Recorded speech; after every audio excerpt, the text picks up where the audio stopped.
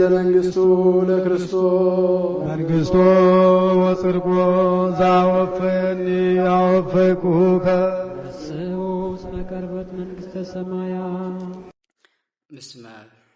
ወወልድ ወመንፈስ ቅዱስ አሐዱ አምላክ። ሰላም ናይ ሰላም አምላኽ ምስ ኩልኻትኩም ይኹን ደቂ እግዚአብሔር ናይ ክርስቶስ ማርስቲ ናይ ቅዱሳን ደቂ ዓዲ ከመይ ቀኒኻትኩም አሜን። እግዚአብሔር አምላኽና ስሙ ዝኸበረን ዝተመስገነን ይኹን። ነብዚ ሰዓት እዚ ነብዚ ግዜ እዚ ስለ ዘብፅሐና እውን ንስሙ ውዳሴን አምልኾን ይኹን ነው። ያው ተኸታታሊ ትምህርትና ሮሜ ምዕራፍ 2 ወዲና ምዕራፍ 3 ኢና ከም ናይ እግዚአብሔር ፈቃድ ሎማዓንቲ ክንጅምር። ቅዱስ ጳውሎስ ብዛዕባ ሕጊ አይሁድን ብዛዕባ ግዝረትን ምዕራፍ 2 ምዕራፍ 1 ምዕራፍ 2 ናይ አይሁድ ናይ አሕዛብን ኃጢአትና ገለጸ መጽኡ ነይሩ። ሕጊ ሙሴን ግዝረትን ከዓ ረውሑን ጥቕሙን እንታይ ምዃኑን እናገለጸ መጽኡ ነይሩ። አይሁዳዊነት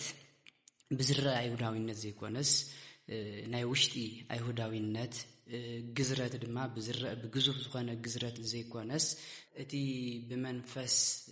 ዝግበር ግዝረት ምዃኑ ቅዱስ ጳውሎስ ምዕራፍ 2 ብደንብ ገይሩ እናገለጸ ነይሩ። ምክንያቱ ካብቲ አይሁድ ዝምክሕሉ ዝነበሩ ሓደ እንታይ ነይሩ? ግዝረት እዩ። ግዙራት ኢና ደቂ አብርሃም ኢና እናበሉ እዮም ዝምክሑ ነይሮም። እዚ ድማ ብምምካሕ ዘይኮነስ ግዝረት እቲ ናይ ብአፍአዊ ዝኾነ ብስጋ ዝግበር ግዝረት እውን ትክክል ንአብርሃም ዝተወሃበ ናይ ኪዳን ምልክት እዩ። እቲ ዋና ግና ብመንፈስ ዝግበር ግዝረት ምዃኑ እዩ ቅዱስ ጳውሎስ እናተማጎተ ዝነበረ ማለት እዩ። ስለዚ ቅዱስ ጳውሎስ ኣብዚ ኣብ ምዕራፍ 3 እንመሃሮ ትምህርቲ ናይቲ ምዕራፍ 1 ምዕራፍ 2 እንዳምሃሮ ዝነበረ ቅዱስ ጳውሎስ ነቲ ትምህርቱ እናጠቕለለ እዩ ዘሎ። ምክንያቱ እቲ ናይ ደቂ ሰባት ኃጢአት ናይ ደቂ ሰባት በደል እናገለጸ እናዘርዘረ መጽኡ ደቂ ሰባት ኩሎም በደለኛታት እዮም። ደቂ ሰባት ኩሎም እውን ተኸሲሶም እዮም። ስለዚ ሓደ ጻድቕ ሓደ ንጹህ የለን እናበለ እዩ መጽኡ ቅዱስ ጳውሎስ። ለዚ ኣብዚ ምዕራፍ 3 ናይቲ ናይ ደቂ ሰባት ኃጢአተኝነት ደቂ ሰባት አይሁድ ኮኑ ሕጊ ብዘይምፍጸሞም ኃጢአተኛታት ከም ዝኾኑ አሕዛብ እውን ንእግዚአብሔር ተማራሚሮም ብዘይምፍላጦም ኩሎም ካብ ፍርዲ ከም ዘየምልጡ እናገለጸ መጽኡ ሕዚ ምዕራፍ 3 ቁጥሪ 21 ንድሓር ድማ ምዕራፍ 3 21 4 5 እቲ ብክርስቶስ ኢየሱስ ዝተገለጸ ጽድቂ ንዕኡ ስለ ዝምር ሓድሽ ምዕራፍ ምክንያቱ ሓድሽ ትምህርቲ ስለ ዝጅምር ሕክሳብ ሕዚ ናይ ደቂ ሰባት ኃጢአትን በደልን ዝገልጽ ዘሎ ማለት እዩ። ኣብዚ ቅዱስ ጳውሎስ አይሁድ ብዘይ ምእማኖም ምዕራፍ 3 ከም ዝተበደሉ አይሁድ ብዘይ ምእማኖም ምክንያቱ ንክርስቶስ ይቅርታ ንእግዚአብሔር አሚኖም ሕጊ እግዚአብሔር ተቀቢሎም ነይሮም አይሁድ ግን ነቲ ሕጊ ብዘይ ምፍጻሞም ከም ዝተበደሉ ምዕራፍ 3 ካብ ቁጥሪ 1 ክሳብ 8 ዘሎ ኢና ከም ናይ እግዚአብሔር ፈቃድ ክንርኢ ትኽፍሊ ከንበየ አይሁዳዊ ምዃን ደኣ ረብሕኡ እንታይ እዩ? አይሁዳዊ ምዃን ደኣ ረብሕኡ እንታይ እዩ? ግዝረትከ እንታይ እዩ ጥቕሙ? ብኩሉ ወገን ብዙሕ እዩ። ቅድሚ ኩሉ ቃል እግዚአብሔር ንዓኣቶም እዩ ብሕድሪ ዝተዋሃቦም። ካብኣቶም ዘይኣምኑ እንተሃለው እኳ እቲ ናታቶም ዘይምእማን ነቲ ናይ እግዚአብሔር ተኣማንነት ዶ ከንቱ ይገብሮ እዩ? ኣይገብሮን። ከምቲ በቃልካ ክትጸድቕ ኣብ ፍርዲ እውን ክትረትዕ ኢኻ ዝብል ጽሑፍ ዘሎ ኩሉ ሰብ ሓሳብ እኳ እንተኾነ እግዚአብሔር ግና ሓቀኛ እዩ። እቲ ክፍኣትና ጽድቂ እግዚአብሔር ዝገልጽ ካብ ኮነ እንታይ ንበል? እግዚአብሔር ብቁጥዑ ክቐጽዐና እንተለኸ ዓማጺ ማለት ድዩ? ከማ ዘራረባ ሰብ እዛረብ ኣለኹ ኣይፋሉን። ከመይሉ ደኣ እግዚአብሔር ንዓለም መፈረዳ ሓሰተይ ንሓቂ እግዚአብሔር ዝገልጽን ንኽብሩውን ዝውስኽ ካብ ኮነ ደኣ ስለምንታይ ከም ሓጥእ ኾይነ ዝፍረድ? ስለ ቃሉ ናይ ተቃለ ባለቤት ልዑል እግዚአብሔር አምላኽና ስሙ ዝኸበረን ዝተመስገነን ይኹን። ውዳሴን አምልኮን እውን ንዕኡ ይኹንና። ስለዚህ ቅዱስ ጳውሎስ ኣብዛ ክፍል እዚኣ ኣብዛ ካብ ቁጥሪ 1 ክሳብ 8 ዘለዋ ክፍልታት አይሁድ ብዘይ ምእማኖም ምክንያቱ አይሁድ ብዘይ ምእማኖም ንእግዚአብሔር ብዘይ ምግልጋሎም ንሕግ እግዚአብሔር ብዘይ ምግልጋሎም ሐቀኛ ግዝረት ብዘይ ምግራዞም ቅዱስ ጳውሎስ ዝሃቦ መልሲ እዩ ስለዚ ነዚ ሐሳብ እዚ ቅዱስ ጳውሎስ ጽሕፈሉ ዝገበሮ ምኽንያት ከምቲ ኣብ ምዕራፍ 2 ቁጥር 29 አይሁዳዊ ማለት እዚ እንታይ እዩ እናበለ ነይሩ አይሁዳዊ ማለት እቲ ናይ ውሽጢ አይሁዳዊነት ዝኾነ እንበር ናይ ደገ አይሁዳዊነት ይኮነን ግዝረቱን ውሽጣዊ ዝኾነ ግዝረት እቲ በመንፈስ ቅዱስ ዝግበር ናይ ልብ ግዝረት እንበር ናይ ስጋ ግዝረት አይኮነን እቲ ከምዝ ዝበለ ሰብ ንኣድኡ ካብ እግዚአብሔር እዩ ኢሉና ገለጸ ነይሩ ቅዱስ ጳውሎስ ስለዚ ሕዚ ኣብዚ ቅዱስ ጳውሎስ ጥያቄ እና ጠየቀ ነቲ ጥያቄው ኸዓ መልስ እናሃበ እዩ ዝኸይድ መልእክት ሮሜ ጳውሎስ ብጣዕሚ ብዝተፈለየ ብጥንቃቐ ዝተጻፈ መልእክት እዩ ምክንያቱ ይሐትት ነቲ ሕቱ ኸዓ መልስ እናቀመጠ እዩ ጽሒፍዎ ቅዱስ ጳውሎስ ባዕሉ ሓታቲ ባዕሉ ኸዓ መልስ ሃበ ኮይኑ ስለዚ ግዝረት እንድሕር ናይ አይሁዳዊ ኮይኑ እዩ ሕዚ ቅዱስ ጳውሎስ ዝሐትት ዘሎ ቁጥር 1 ዘሎ ቅዱስ ጳውሎስ ኣብ ቁጥር 1 ዘሎ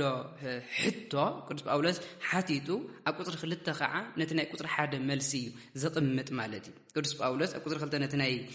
ቁጥር 1 ዝሓተቱ ሕቶ ያቕምጥ ካልኣይ ሕቶውን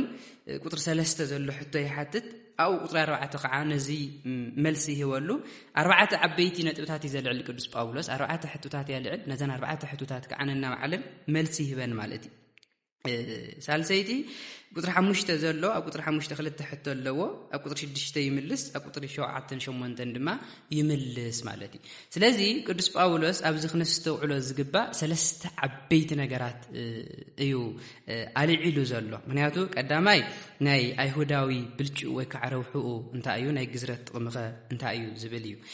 ስለዚ ኣብዚ ቅዱስ ጳውሎስ ነዚ ጥያቄ ዝኽጥይቕ ዝገበሮ ኸዓ ነቲ ካብ ላዕላት ሒዙ እንዳምሃሮ እናገለጾ መጽኡ ዝነበረ ትምህርቲ ሒዙ ከም ሓደ አይሁዳዊ ምክንያቱ አይሁዳውያን ግዝረት ዝተቀበሉ አይሁዳውያን እዮም ሕግ ዝተቀበሉ አይሁዳውያን እዮም ሕግውን ድሕር ዘየጽድቕ ኮይኑ ግዝረትውን ምክንያቱ ሕጊ ግዝረት ምፍጻሚ ሕግ ማለት ግዝረት ምፍጻሚ ግዝረት ከዓ ናይ ኣፍኣዊ ዘይኮነስ እቲ ብመንፈስ ዝግበር ናይ ልብ ግዝረት እንድሕር ኮይኑ ናይ አይሁዳዊ ብልጭኡ ደኣ እንታይ እዩ يحتت يزلو كم حدا أيهوداوي كوينو ناي أيهوداوي برجو روحو دعا انتايو أيهوداوي مخانو زوال صلو مخنيات انتايو جزور بمخانو زوال صلو مخنيات انتايو كان مجمريا نتي أو قطر خلت معرف كل التوطري 29 على 28 على علو ناتناغرو له زنبره ناتبي ايهوداويان كم تجزرتن تحقن استقبلوا ساتهم ስለዝኾኑ ሞ ናይ አይሁዳውያን ረብሓን ጥቕምን ደኣ እንታይ እዩ ስለዚህ አህዛቡን እግዚአብሔር ሕዚኖም ሞዮም አይሁድውን ነቲ ሕጊ ብዘይ መፍጻሞም ነቲ ሕጊ ብዘይ ምንማሮም እግዚአብሔር ሕዚኖም ሞዮም ስለዚህ ቅዱስ ጳውሎስ ኣብ ምዕራፍ 3 ቁጥር 9 ኩሉ ኸሲስናዮ ኢና ኢሉ ምክንያቱ ኣብዚ ናይ ኩሉ በደል ናይ ኩሉ ኃጢአት ዝገልጽ ዘሎ ቅዱስ ጳውሎስ ድሕር ኢሉ ተዋና መድኃኒት ተዋና ናይ ዝሕማም መድኃኒት ኢየሱስ ክርስቶስ ምዃኑ ክገልጽ ስለዝደለየ ስለዚህ ቅዱስ ጳውሎስ ነቲ ምዕራፍ 1 ምዕራፍ 2 ናልዕልዎ ዝነበረ ሐሳቡ ኣብዚ ክድምድም ስለዝደለየ ነታ ምዕራፍ 2 ልዕልዎ ዝነበረ ሐሳብ ከዓ ከም ሓደ አይሁዳዊ ጠያቁ ኮይኑ ናይ አይሁዳዊ ረብሑ ናይ ግዝረት ረብሑ እኸ እንታይ እዩ ምክንያቱ እንታይ ጥቕሙ አይሁዳዊ ምዃንስ ረብሑን ጥቕሙን እንታይ ብዙሕ ኢሉ ቅዱስ ጳውሎስ አይሁዳውያን እትሕግዝ ተቀበሉ እትሕግዝ ሕሉ ናይ ትችዳን ሰባት ናይ ተስፋ ሰባት ንሳቶም እዮም ስለዚህ ናይዞም ሰባት እዚኣቶም እንድሕር እዚኣቶም እዮም ከዓቶም ግዝራት እቶም ሕጊ ግዝረት ሒዞም ዘለዎ ከዓ እዚኣቶም እዮም እንድሕር እቲ ግዝረት እውን ብመንፈስ ኮይኑ አይሁዳዊ ምዃንን ምግዛርን ደኣ ጥቕሙሲ እንታይ እዩ ኢሉ ቅዱስ ጳውሎስ ሓቲቱ ስለዚህ ቅዱስ ጳውሎስ ነዚ ዝሓተቶ ሕቶ መልሲ ክህብ እንከሎ ቅዱስ ጳውሎስ እንታይ ኢሉ ብዙሕ እዩ ምክንያቱ ብኩሉ ወገን ብዙሕ እዩ ናይ አይሁዳዊ ጥቕሙ ብዙሕ እዩ ኢሉ መጀመሪያ ነቲ ኣብ ምዕራፍ 2 ልዕልዎ ዝነበረ ግዝረት ብመንፈስ እንበር ናይ ብዝረአ ግዙፍ ብዝኾነ ይኮነን ኢሉ ልዕልዎ ዝነበረ ንዕኡ ከምዚ እማ አይሁዳዊ ደኣ ምዃን እንታይ እዩ ጥቕሙ ዝብል ጥያቄ ንኸይልዓል አይሁዳዊ ምዃን ጥያቄ ረብሑ ጥቕሙ እንታይ እዩ ብልጭኡ እንታይ እዩ ኢሉ ሓቲቱ ናይዚ ረብሑ ብዙሕ እዩ ናይ ኣይሁዳዊነት ናይ ግዝረት ረውሑን ጥቕሙን ብዙሕ ቅድሚ ኩሉ ቃል እግዚአብሔር ንኣቶም ይብሕድር ዝተወሃቦሞ ናይ ኣይሁዳውያን ረብሓ ናይ ኣይሁዳውያን ብልጫ እንታይ እዩ ተባሂሉ ቅድሚ ኩሉ እቲ ተስፋ ዝተነገረ ንዓኣቶም እዩ ቅድሚ ኩሉ እቲ ኪዳን እቲ ተስፋ ዝተኣተወ ንዓኣቶም እዩ ምክንያቱ እቲ ሕጊ ዝተወሃበ ንዓኣቶም እዩ ንኽንስሁ ሓጢኣትን ጽድቅን ፈልዩ ዘርኢ ሕጊ ንኸጽድቆም ኣይኮነን ኣይሁድ ተዋሂብዎም ሕጊ ሓጢኣትን ጽድቅን ዝፈልድ ኣምበር ዘጽድቕ ኣይነበረን ካብ ቀደም እውን እዚ ሓጢኣት እዩ እዚ ጽድቅ እዩ እዚ ዝተጌርካ ሓጢኣት እዩ እዚ ተጌርካ ድማ ጽድቅ እዩ ኢሉ ዝፈሊ መነጽር ዳኣዩ ሕጊ ተዋሂብዎም ንኣይሁድ እምበር ብሕጊ ንኽድሕኖ ኣይኮነን ንኣይሁድ ዝተዋሃቦም ስለዚ ንኣይሁድ ብልጭኦምን ረብሖኦምን እንታይ እዩ ተባሂሉ ብብዙሕ ወገን ብኩሉ ወገን ብዙሕ እዩ ኢሉ ካብቲ ብዙሑ ድማ እንታይ እዩ ብዋናነት እቲ ናይ ተስፋ ሕድሪ ዝተዋሃበ ንዓኣቶም እዩ ቃል እግዚአብሔር ዝተነገረ ንዓኣቶም እዩ ናይ ክርስቶስ ምምጻእ ናይ ክርስቶስ ሰሙኻን ናይ ክርስቶስ ሙላድ ምንት ደቂ ሰባት ሙማት ደቂ ሰባት እውን ሞይቱ ደቂ ሰባት ከም ዘድሕን እዚ ተስፋ እዚ ኣቐዲሙ ዝተነገረ ንኣይሁድ እዩ እቲ ሕጊ ዝተዋሃበ ናይ እግዚአብሔር ቃል እቲ ሕጊ ዝተዋሃበ ንኣይሁድ እዩ ኣይሁዳውያን እዮም ዝሕግዝ ዝተቀበሉ ኣይሁዳውያን እዮም ነዚ ተስፋ ዝሰምዑ እዚ ንኽሕልዎ እዚ ንኽፍጽምዎ እዚ ንኽኣምንዎ ብሕድሪ ዝተቀበልዎ ብሕድሪ ዝተዋሃቡ ድማ ኣይሁዳውያን እዮም ነዚ ብሕድሪ ዝተቀበሉ ኣይሁዳውያን እዮም ነዚ ብሕድሪ ተቀቢሎም ዝሕልዎ ክሕልዎ ተዋሂቦም ዝነበሩ ሓጢኣትን ጽድቅን ፈሊጦም እውን ንስሓ ንኽኣቱ ሓጢኣቶም ንኽኣምኑ ተዋሂቦም ዝተዋሃብዎ ማለት እዩ ግና እንተኾነ ኣይሁዳውያን ነዚ ነገር እዚ ኣያስተውዕሉን ኣይተጠቐሙልን እቲ ሕጊ ሪኦም እውን ንስሓ ክኣቱ ኣይከኣሉን ክምለሱ ኣይከኣሉን ካብ ኣህዛብ ብምንም ክበልጹ ኣይከኣሉን ኣብ ምዕራፍ ቁጥር 9 ቅዱስ ጳውሎስ እሞ ካብ ኣህዛብ እንበልጸሉ ምክንያት ኣለና ድዩ ኢሉ ዝሓትት ምንም የብልናን ኩሉ በዲል እዩ ኩሉ በደለኛ ወላ ሓደ ጻድቕ የለን ናበለ ዝኸይድ ስለዚ ናይ ኣይሁዳውያን ረብሓን ጥቕምን ብልጭኡ ናይ ግዝረት ጥቕምን እንታይ እዩ ተባሂሉ ኣቐዲሞም ኣይሁዳውያን እቲ ናይ እግዚአብሔር ቃል ስለ ብሕድሪ ዝተቀበሉ እዩ እቲ ናይ እግዚአብሔር ቃል ንዓኣቶም ብሕድሪ ንኽሕልዎ ንኽፍጽምዎ ስለ ዝተዋሃቦም እዩ ስለዚ ነታ ቁጥሪ 1 ልዕልዎ ዝነበረ ሕቶ ቅዱስ ጳውሎስ ኣብ ቁጥሪ 2 መልሲ ሂብሉ ማለት እዩ ስለዚ እንታይ ኢሉ ቅዱስ ጳውሎስ ካብኣቶም ምክንያቱ ካብዞም ኣብዚ ዘለው ኣይሁዳውያን ብኩሉ ወገን ቃል እግዚአብሔር ንዓቶም ብሕድሪ ዝተዋሃበ ኢሉ ቅዱስ ጳውሎስ ካብኣቶም ዘየኣምን እንተሃለወኸ ምክንያቱ ካብ ኣይሁዳውያን ዘየኣምን እንተሃለወኸ እቲ ናታቶም ዘይምእማንሲ ነቲ ናይ እግዚአብሔር ተኣማንነት ዶ ከንቱ ክገብሮ እዩ ምክንያቱ ሓደ ኣይሁዳዊ በርግጽ እቲ ቃል እቲ ተስፋ እቲ ኪዳን ንኣይሁድ ብሕድሪ ተዋሂቡሎ እቲ ቃል እግዚአብሔር በመጀመርያ ግዜ ብሕድሪ ዝተዋሃበ ንኣይሁድ እዩ ግን ካብኣቶም ሓደ ዘየኣምን ካብኣቶም ነዚ ዘይኣመኖ ነዚ ተስፋ ዘይገበሮ እንተሃለወ ግን እግዚአብሔር ተኣማንነቱ ደኽጠፍ እዩ ኣይጠፍን ኣይፋሉን ኣይኮነን ኢሉ ቅዱስ ጳውሎስ እግዚአብሔር እሙን እዩ እግዚአብሔር እሙን ምዃኑ ኣይሁዳውያን እዚ ተስፋ እዚ ኪዳን እዚ እግዚአብሔር ንዓኣቶም ምስሃቦም እኳ ብዙሕ ክብድሉ ከለው ብዙሕ ሓጢኣት ክገብሩ ከለው እግዚአብሔር ግን ፈጺሙ ኣይሓደጎምን ስለዚ እግዚአብሔር ንቃሉ እሙን እዩ ንቃሉ ተኣማኒ እዩ ናይ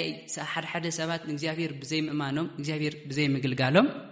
እግዚአብሔር ግን ተኣማንነቱ ክጎድል ኣይኽእልን ምክንያቱ እግዚአብሔር እሙን እዩሞ እግዚአብሔር ሓቀኛ እዩሞ ከምቲ ብቃልካ ክትጸድቕ ኣብ ፍርድኻ እውን ክትረትዕ ኢኻ ዝብል ጽሑፍ ዘሎ ኩሉ ሰብ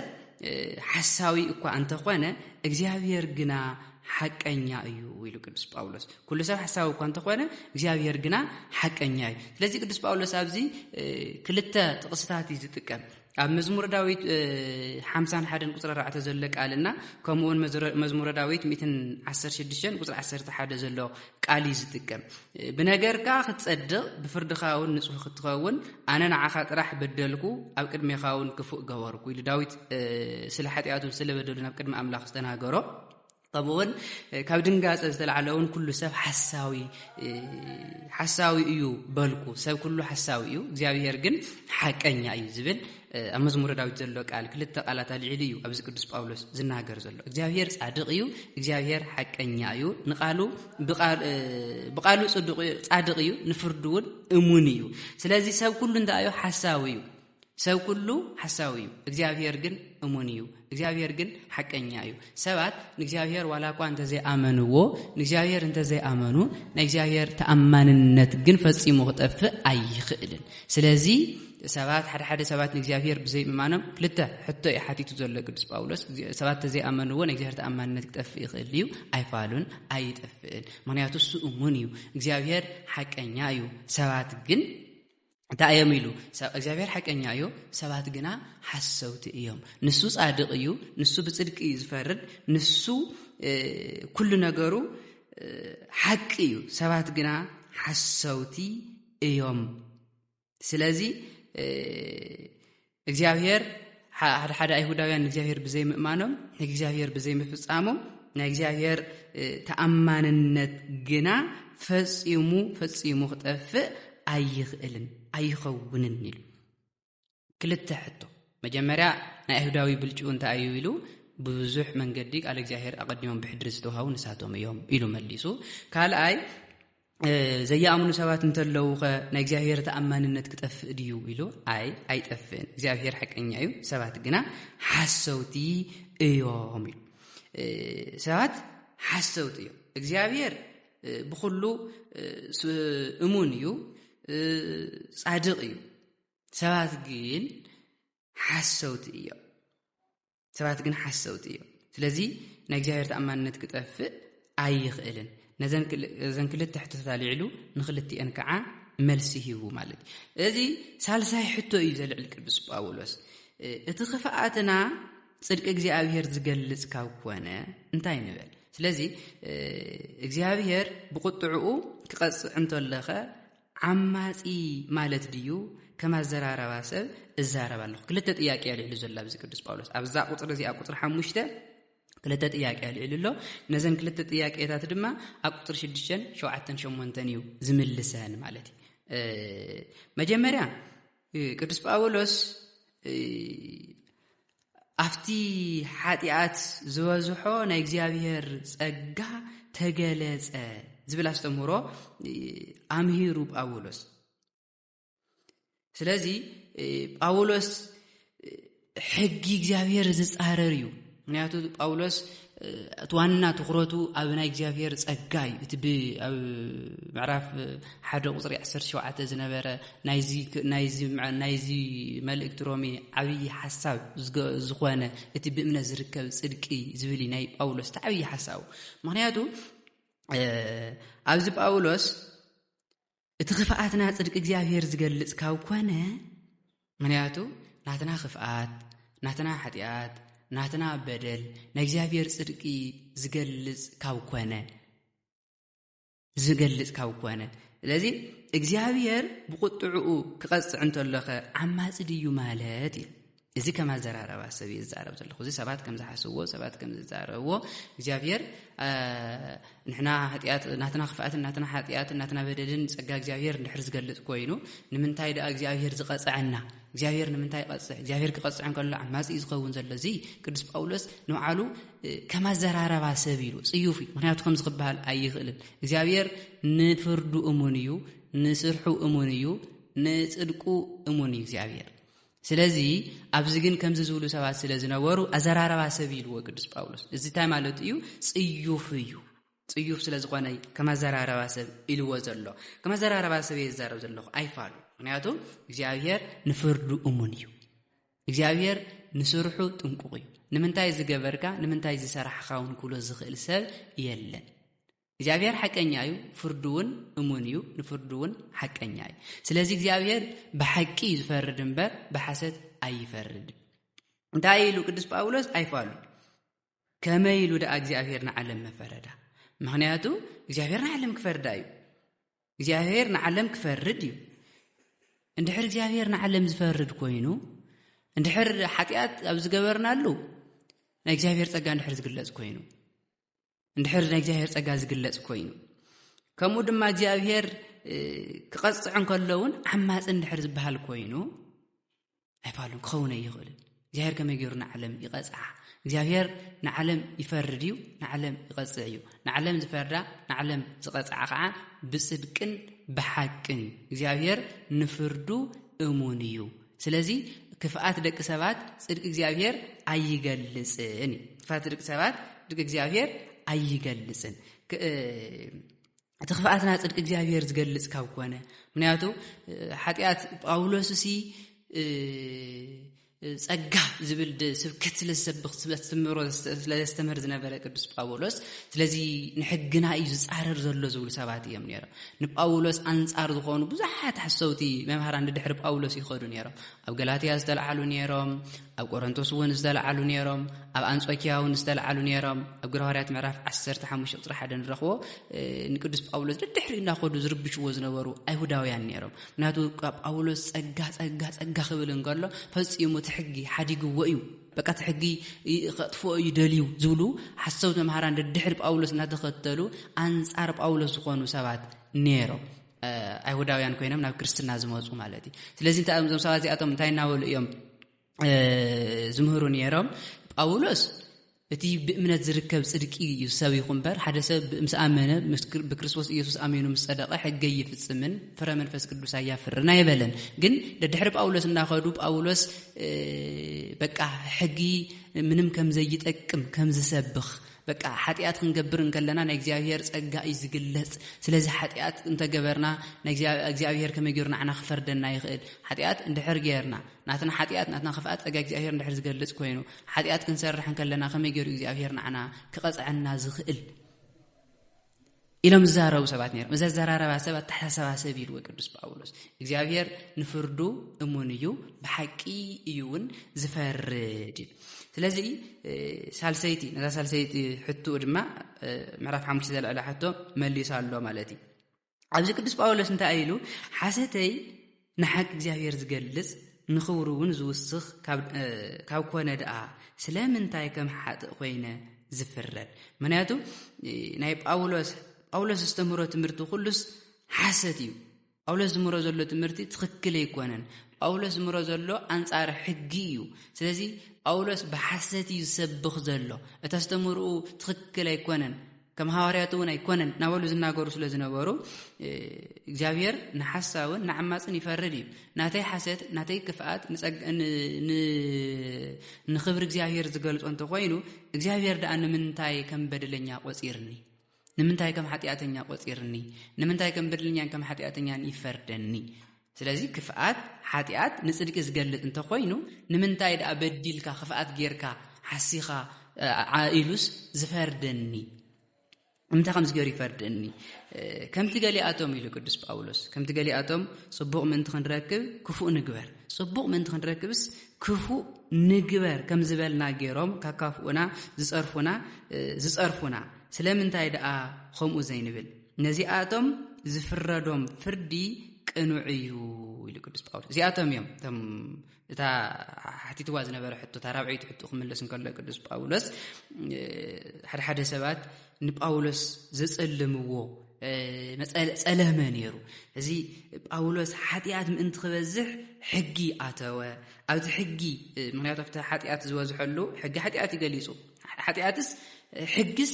ንኃጢአት ያገሊጻ እዚ ኃጢአት ዝጽድቂ ኢላ ገሊጻ ሕጊ ምስ መጸት ኃጢአት ተገሊጹ ኃጢአት ተፈሊጡ ኣብቲ ኃጢአት ዝበዝሐሉ ድማ ጸጋ እግዚአብሔር በዝሐ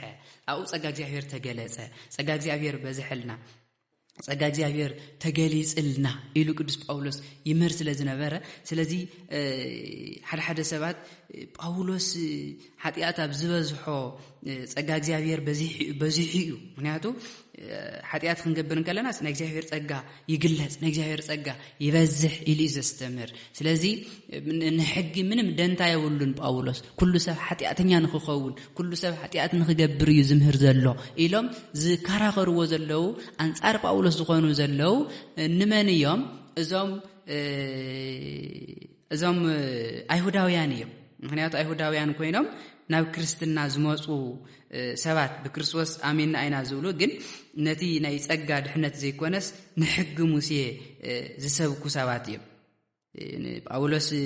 ብስርዓት ሙሴ ሰባት ተዘይተገዚሮም ብስርዓት ሙሴ እውን ተዘይተመላሊሶም በቃ ክጸድቁ ይክእሉን ናበሉ ድሕሪ ጳውሎስ እናኸዱ ዝርብሽዎ ዝነበሩ ኣብ አንጾኪያ ኾነ ኣብ ገላትያ ኾነ ብዙሓት ሰባት ድሕሪ ጳውሎስ እናኸዱ ይርብሽዎ ነይሮም ኣብ ቤተ መቅደስ እውን ጳውሎስ ኣተሓሕዙና ኢሎም ኣብቲ ኣደባባይ እዚ ቤተ መቅደስና ዘርክስ ሕግናውን ዝፍርስ ንህዝብናውን ዝጻረር እዩ ስለዚ ነዚ ሰብ እዚ ኣተሓሕዙና ኢሎም ጳውሎስ እውን ዝሓዝዎ ናብ እስር ቤት ዝወሰድዎ በዚ ምኽንያት እዚ ስለዚ ንጳውሎስ ብዙሓት አንጻሩ ዝኾኑ ሰባት እዮም ነይሮም እቲ ኣስተምህርኡ ዝቃወሙ ተስተምህርኡ እውን ዘይጥዕሞም ምክንያቱ ጳውሎስ ጸጋ ክብል እንከሎስ ጸጋ ማለቱ ሲ ኃጢአት በዚሑ ኃጢአት ደቂ ሰባት ስለዝበዝሐ ናይ ኃጢአት ደቂ ሰባት ካብ መጠን ንላዕሊ ስለዝኾነ ኣብቲ ኃጢአት ዝበዝሐሉ ኣብቲ ኃጢአት ዝበዝሐሉ ናይ እግዚአብሔር ጸጋ ተገለጸ እቲ ናይ ክርስቶስ ዝተረኸበ ህይወት ደቂ ሰባት ብነጻ ተዋሃበ ስለዚ ነዚ ህይወት እዚ ብምእማኒ ናይ ዘለዓለም ህይወት ዝርከብ ኢሉ ቅዱስ ጳውሎስ ክምህረን ከሎ እዞም ሰባት እዚኣቶም ሕግና ይፍርሰልና ኣሎ ሕግና ይፍርሰልና ኣሎ እዚ ማለቱ ሕገ የድልን መዋሉ እዩ እዚ ማለቱ እቲ ሕግና አንጻር እዩ ስለዚ እዚ ዝብሎ ዘሎ ትክክል ኣይኮነን ስለዚ ጳውሎስ ንኃጢአት ይሰብኽ እዚ ብምዋሉ ሰብ ከም ደስቱ ኃጢአት ንኽገብር እዩ ዝናገር ዘሎ ስለዚ ከም ደስታና ኃጢአት ንግበር ኃጢአት ምስ ገበርና ከዓ ጸጋ እግዚአብሔር ክግለጽ እዩ እናበሉ ንጳውሎስ ዝሓሚዎ ዝወቅስዎ ዘጸልምዎ እዚ ጳውሎስ ዘይበሎ ጳውሎስ እቲ ናይ እግዚአብሔር ጸጋ ይሰብኽ ነይሩ እቲ ናይ እግዚአብሔር ጸጋ ይዘንጸባረቕ ነይሩ ሰባት ግን ነቲ ናይ እግዚአብሔር ጸጋ እናሰበኸ ነቲ ናይ እግዚአብሔር ጸጋ እናንጸባረቐ እናሃለወ ሕጊ ክሕሎ የብሉን ስለዚ ኃጢአት ንግበር ኃጢአት ክንገብር ከለና ጸጋ እግዚአብሔር ክግለጽ ጸጋ እግዚአብሔር ክበዝሕ እናበለ ይዝምር ስለዚ ምንቲ ጸጋ እግዚአብሔር ንኽግለጽ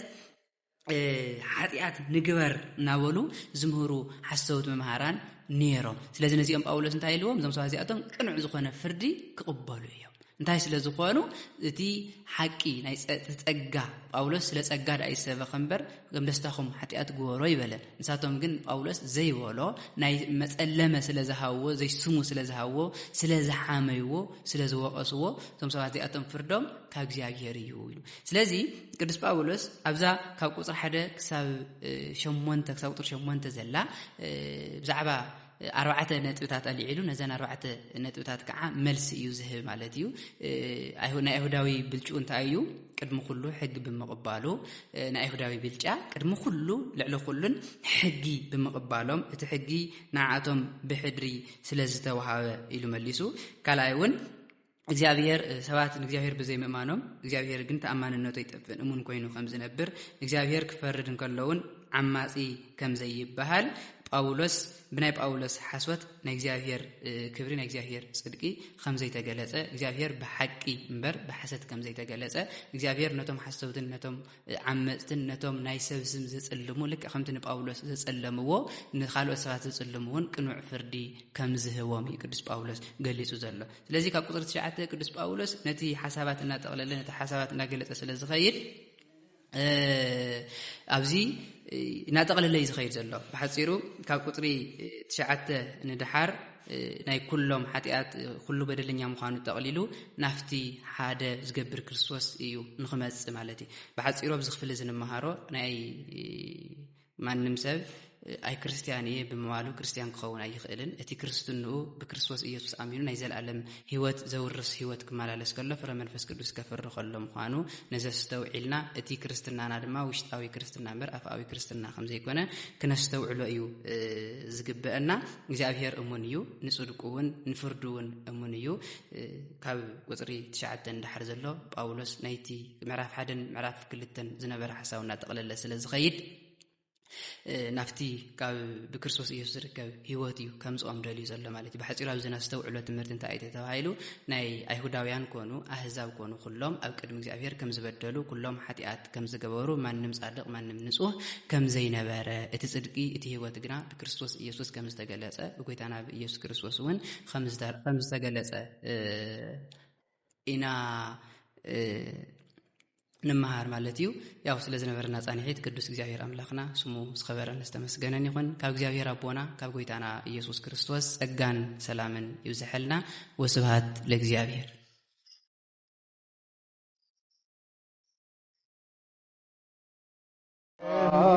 ወንጌለ መንግሥቱ ለክርስቶስ መንግሥቱ ወጽድቁ ዛወፈኒ ያወፈኩከ ስሙ ስመ ቀርበት መንግሥተ ሰማያት